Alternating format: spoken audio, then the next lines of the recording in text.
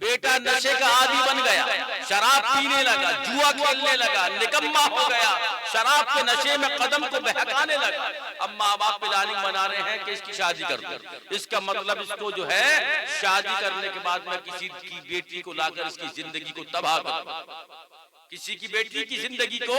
تباہ کر دو۔ کہتے ہیں ماں باپ کو سدھر جائے گا، ارے جب تم سے آج یہ نہیں سدھرا تو کل کو دوسرے کی بیٹی کا سدھارے گی، اگر وہ سدھارنے کی کوشش کرے گی تو تمہارے دلوں پر چوٹ جائے گی۔ اس سے پہلے کہ آپ کسی کی بیٹی کی زندگی خراب کر رہے ہیں، پہلے اپنے بیٹے کی تمام بری عادتوں کو چھڑوائیے۔ اگر شراب پیتا ہے تو پہلے وہ چھڑوائیے، اگر جوا کھیلتا ہے تو وہ پہلے چھڑوائیے، اور اگر اس کے اندر نکما پن ہے تو پہلے آپ اس کو چھڑوائیے، تبھی آپ کسی دوسرے کی بیٹی کو زندگی میں اس کے لائیے، ورنہ آپ اس کے بھی گناہگار ہوگے۔ اگر کل کو شراب پی کر وہ مارتا ہے، جوا کھیلتا ہے اور نکما پن اس کے اندر موجود ہے، تو اللہ تبارک و تعالیٰ تمہیں بھی معاف فرمانے والا نہیں۔ جو ماں باپ اپنی اولاد کو یہ بات کہہ کر شادی کر دیتے ہیں کہ شادی کے بعد سدھر جائے گا، شادی کے بعد کوئی نہیں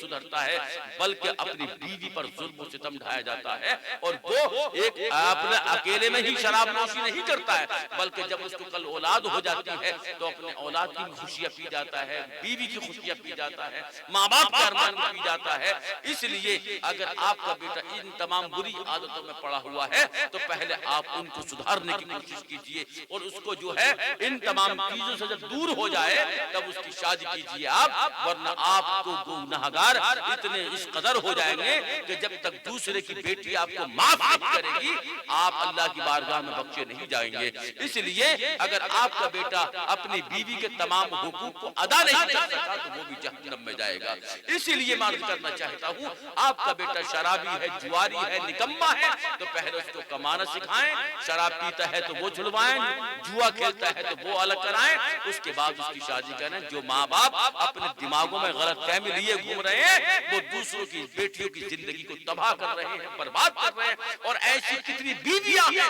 جو اپنے شوہروں کے ظلم و ستم کو سہ رہی ہیں، شراب پی کر آ رہا ہے، جوا کھیل کر آ رہا ہے، اور وہ کیا کیا گناہ کر کے آ رہا ہے، اور اس کے بعد بھی ان کی بیٹیاں ان کے گھر میں جگہ دے رہی ہیں۔ یہ ان کو سلام ہم کرتے ہیں جو بیویاں اپنے شوہروں کی اس طرح کے ظلم و ستم کو برداشت کر رہی ہیں،